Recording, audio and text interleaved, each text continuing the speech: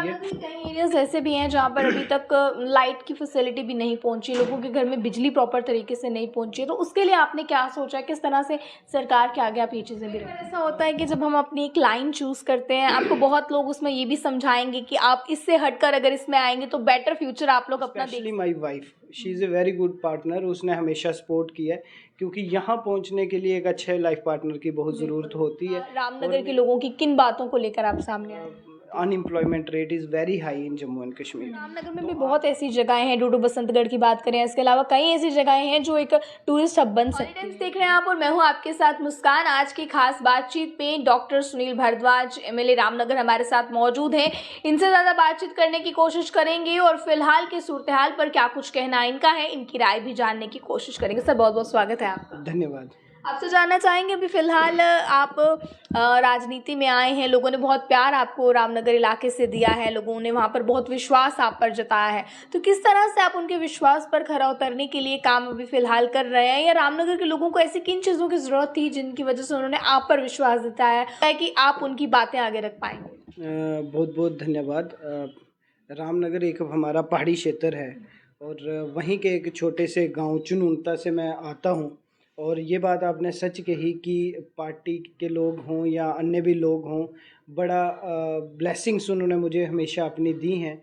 और ये मुझे लगता है कि मुझे पढ़ा लिखा देख के, युवा देख के उन्होंने मुझ पे अपना आशीर्वाद बनाया है। तो फर्स्ट डे से ही, जब से मैं एमएलए बना हूँ, तब से ही मैंने अपनी तरफ से पूरा प्रयास किया है कि जो भी मेन इश्यूज़ हैं रामनगर के वो एड्रेस हों। मैं जा रहा था, अलग अलग लोगों से मिल रहा था कि we lack almost in everything. और जैसे मैंने आज अपनी बजट स्पीच में भी बोला कि Ramnagar has been completely neglected from the last 70 years. ना तो वहाँ पे टूरिज़्म है, ना तो वहाँ पे रोड इंफ्रास्ट्रक्चर है, ना वहाँ हॉस्पिटल बहुत अच्छी कंडीशन में है, स्कूल्स में स्कूल्स में टीचर्स की कमी है, हॉस्पिटल्स में डॉक्टर्स की कमी है। और ज़्यादातर हमारा जो वहाँ पे पेशा है लोगों का, दे आर फार्मर्स और माइक्रो फार्मर्स हैं, not big farmer, micro farmers, sheep husbandry, उसी पे उनकी दिनचर्या चलती है। तो ऐसी बहुत सारी ऐसी चीज़ें हैं जो वहाँ डेवलपमेंट नहीं हुई है। कई एरियाज ऐसे भी हैं जहाँ पर अभी तक लाइट की फैसिलिटी भी नहीं पहुंची, लोगों के घर में बिजली प्रॉपर तरीके से नहीं पहुंची, तो उसके लिए आपने क्या सोचा, किस तरह से सरकार के आगे आप ये चीज़ें भी रखें? देखिए, बेसिकली ना सिर्फ बिजली की बात, रोड्स की बात भी उसमें है, अपना हेल्थ इंफ्रास्ट्रक्चर हो या अपना स्पोर्ट्स इंफ्रास्ट्रक्चर हो, उस पे भी बात है। तो जैसे एमएलए बनने के बाद हमने प्रयास किया है कि जो डिपार्टमेंट्स के पास जितना असेट्स था उनको उन लोगों तक को पहुँचाएं। तो मगर इसके अलावा हमने एक यूटी कैपेक्स जो है, उसमें मैंने एक एलेबोरेट प्लान रामनगर के लिए दिया है, और उम्मीद है कि अगर वो यूटी कैपेक्स हमें ऑनरेबल सीएम एलोकेट करेंगे तो उसमें एटलीस्ट हॉस्पिटल की समस्या दूर होगी, क्योंकि 25 करोड़ मैंने उसमें अपने रामनगर हॉस्पिटल के इंफ्रास्ट्रक्चर के लिए रखा है। वैसे ही वहाँ पे स्पोर्ट्स इंफ्रास्ट्रक्चर के लिए अमाउंट रखा है, वैसे ही वहाँ पे जो हमारी पानी की समस्या है उसके लिए, तो अलग अलग चीज़ों को एड्रेस करने की कोशिश की है। से आप देखते हैं, आप तो एक यंग चेहरा हैं, आप लोगों के अंदर यूथ के लिए खासकर आप एक बहुत अच्छे इंस्पिरेशन भी हैं, तो आप किस तरह से देखते हैं आपका आना पॉलिटिक्स में कैसे हुआ? क्योंकि होता है आजकल के यूथ मैक्सिमम जो है वो कोई अलग अलग फील्ड में जाना प्रेफर करते हैं, कोई पुलिस लाइन में जाना प्रेफर कर रहा है, कोई कहीं जाना प्रेफर कर रहा है, तो पॉलिटिक्स में कैसे आपका आना? देखिए, मैं हमेशा से चाहता था पब्लिक की सर्विस करें, तो मैंने सिविल सर्विसेज भी लिखा है, तो इसीलिए कि मैं पब्लिक सर्विस कर पाऊँ। इन 2016 and 17 I wrote UPSC, but नहीं हो पाया। तो मन में तो बैक इन माइंड था कि लाइफ अपने लिए नहीं होती, लाइफ को ज़्यादा मीनिंगफुल हम तभी बना सकते हैं when we do things for others. कई बार ऐसा होता है कि जब हम अपनी एक लाइन चूज़ करते हैं, आपको बहुत लोग उसमें ये भी समझाएंगे कि आप इससे हटकर अगर इसमें आएंगे तो बेटर फ्यूचर आप लोग अपना देख सकते हैं, तो आपके साथ कभी ऐसा हुआ कि किसी ने आपको बताया हो कि आप अगर इस लाइन को छोड़कर किसी और लाइन में जाएं तो बेटर हो सकता है? कभी पेरेंट्स की तरफ से कुछ ऐसा प्रेशर आया कि पॉलिटिक्स नहीं ज्वाइन करनी है या ऐसा कुछ? नहीं, मैं आपको मुझे आपके माध्यम से मैं अपनी फैमिली का धन्यवाद करना चाहूँगा और विशेष करके अपने पेरेंट्स का।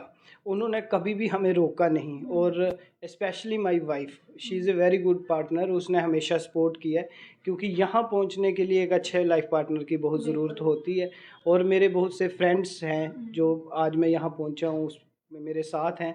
मगर सबसे बड़ा धन्यवाद करना चाहूँगा मैं रामनगर की जनता का, क्योंकि उन्होंने अपना आशीर्वाद दे के मुझे यहाँ पे पहुँचाया।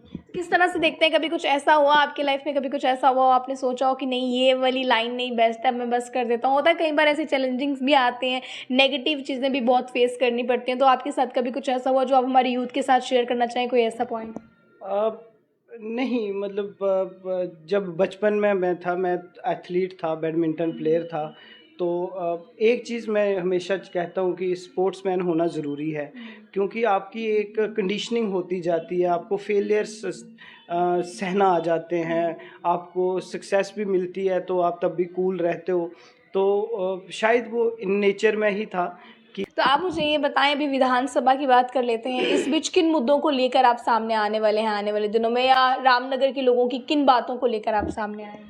देखिए, मैंने जैसे आपको बताया जो भी इश्यूज़ रामनगर के हैं और क्योंकि एक एमएलए सिर्फ़ एक कॉन्स्टिट्यूएंसी का नहीं होता, पूरे जम्मू कश्मीर का होता है। तो youth unemployment rate is very high in Jammu and Kashmir. तो आज भी मैंने बजट में यही डिस्कशन की कि गवर्नमेंट ने जो अपना डॉक्यूमेंट, जिसे मैंने विजनलेस डॉक्यूमेंट बोला, उसमें यूथ की प्रॉब्लम्स को एड्रेस करने के लिए कुछ भी नहीं है। क्योंकि लास्ट ईयर से आप कंपेयर करें, जो ब्यूरोक्रेट्स ने बजट बनाया था, सेम फिगर्स उन्होंने कॉपी पेस्ट कर दी इस साल के बजट के लिए। बट ये पॉपुलर गवर्नमेंट है, इसको देखना चाहिए था कि कौन से सेक्टर्स में हम रिफॉर्म करें। रामनगर में भी बहुत ऐसी जगहें हैं, डूडू बसंतगढ़ की बात करें, इसके अलावा कई ऐसी जगहें हैं जो एक टूरिस्ट हब बन सकती हैं। बिल्कुल, जैसे रामनगर में हमारा आरसी पीक है, जो आप अपना एरिया बताया, हमारा शिव गली है, डुड्डू बसंतगढ़ का पूरा एरिया है, स्योजधार हमारे पास है, आशापति कैलाश रेंज में, उज्ज नदानी है। तो we have all the resources, मगर उन रिसोर्सेज को पिछले 70 साल में कभी एक्सप्लॉइट नहीं किया गया। आज ये है कि Jammu can be an another Pathankot story. तो कैसे हम जम्मू को रीप्लान करें, जम्मू की इकॉनमी को बचाएं, जम्मू के नियर बाई टूरिस्ट डेस्टिनेशन को एक्सप्लोर करें, और ख़ास करके जम्मू की आज कनेक्टिविटी दिल्ली से बड़े सारे एरिया से बेटर है।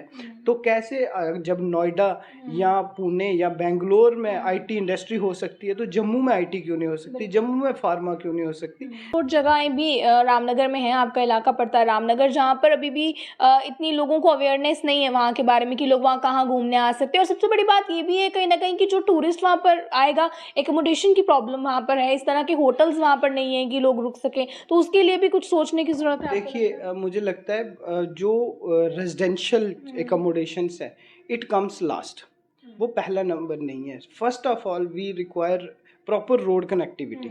आज की डेट में जो यूथ है, मुझे लगता है वो अपना टेंट भी साथ लेकर आएगा, वो रह लेगा, एंड होम स्टेज को प्रमोट कर सकते हैं। I am not in favour of constructing big hotels, क्योंकि उससे रूरल लोगों को फ़ायदा होता नहीं है, लोकल इकॉनमी को बेनिफिट होता नहीं है।